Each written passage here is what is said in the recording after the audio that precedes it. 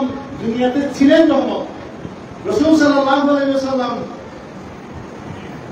Mecca Medina গলি গলিতে চলাফেরা করেছেন রহমত।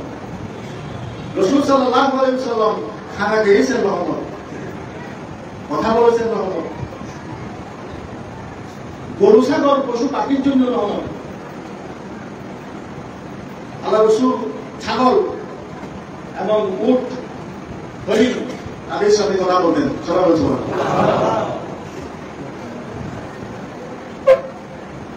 স্বয়ং হাদিসের মধ্যে আছে উট আল্লাহ রাসূল সাল্লাল্লাহু আলাইহি ওয়াসাল্লামকে মালিকের বিরুদ্ধে অভিযোগ করেছেন, আল্লাহ রাসূল বিচার করেছেন।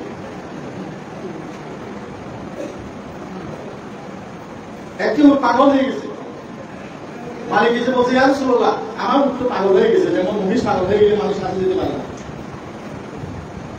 ঠিক না? উট পাগল হলে আরো মানত, কারণ উট তো আরো বড় লম্বা।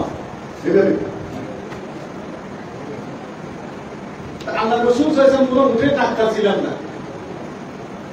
রাসূল সাল্লাল্লাহু আলাইহি ওয়াসাল্লাম তাকে নিয়ে চলো কোথায় আমাকে দেখাও।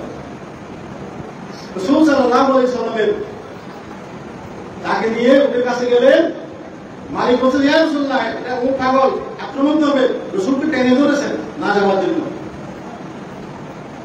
আল্লাহ রাসূল তো দিয়েছেন তুমি না জানো উট জানে আমি কে।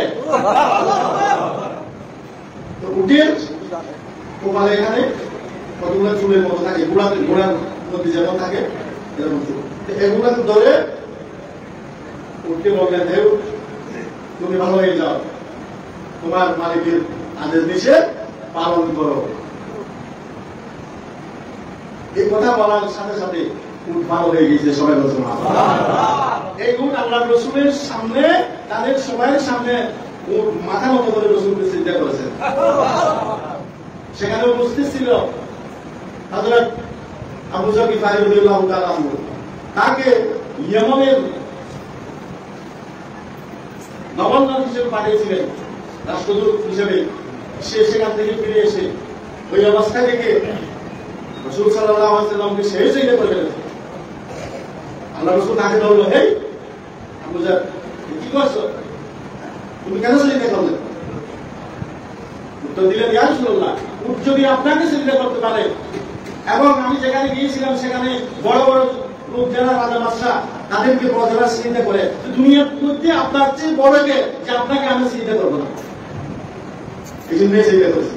আল্লাহ রাসূল বলেছেন না খবরদার, কোন মানুষ মানুষকে সিজদা করতে পারে না, এটা ইসলামী শরীয়তে হারাম। ইসলামী শরীয়তে কি হারাম, না জায়েজ। আমাদের দেশের এখানে তো নাই, আলহামদুলিল্লাহ অনেক জায়গায় আছে মানুষকে মানুষ সিজদা করে, খবরকে সিজদা করে, আছে না? মন মুক্তি সত্তা নিয়ে সিজদা করতেছে। সবাই বলে আলহামদুলিল্লাহ। আল্লাহ রাসূল বলে গিয়েছেন সিজদা মানুষের জন্য হারাম, কবরের জন্য হারাম। যেখানে কবর আছে কবরকে সামনে রেখে নামাজ পড়া হারাম।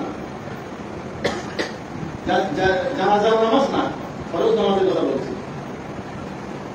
এই জন্যই জানাজার নামাজ, এটাতে নামাজ বলা হয়, জানাজার নামাজ বলা হয়, জানাজার দোয়া বলা হয় না। কিন্তু জানাজার নামাজের মধ্যে রুকু সিজদা নাই, কি নাই? কারণ রুকু সিজদা করলে কি হয়ে যাচ্ছে? ওই আল্লাহ রাসূলের কথা বিপরীত হয়ে যাচ্ছে। রাসূল সাল্লাল্লাহু আলাইহি ওয়াসাল্লাম দুনিয়াতে যা এনেছেন এটার নামই শরীয়ত। এটার নামই কি? শরীয়ত।